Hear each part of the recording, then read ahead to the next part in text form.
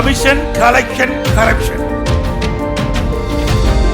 கருணாநிதி போட்டிக்கிட்ட முதல் சட்டமன்ற தொகுதி ஆத்துல மண்ணையே காணோம். நம்ம சுடலையோட அப்பா முதலைக்கு பேர் போனவர்.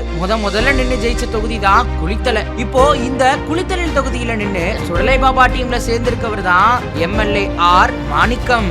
2021 திமுக அரசு அறிவிச்ச வாக்குறுதிகள் இன்னும் நிறைவேற்றப்படாமல் இருக்கு. பாதாள சாக்கடை திட்டத்துக்கு 2024 தான் டெண்டரே வெளியிட்டிருக்காங்க. பல ஆண்டுகளா மக்கள் புதிய பேருந்து நிலையம் கேட்டு வராங்க. இன்னும் பயணிகள் நெரிசலான சாலைகள் தான். எலெக்ஷன் வந்துட்டா அங்கதான் கூட்டம் நடக்கும். அடிப்படை வசதிகள் கூட இல்ல. குளித்தலையில இருந்து மணப்பாறை செல்லும் சாலையில மேம்பாலம் இல்லாத காரணத்தால அவசர உதவிக்கு ஆம்புலன்ஸ் கூட போக முடியாத சூழல் இருக்கு. அதுக்காக ரயில்வே மேம்பாலம் பல நாள் கோரிக்கையா மக்களிடத்துல இருக்கு. ஆனாலும் எந்த நடவடிக்கையும் இல்ல.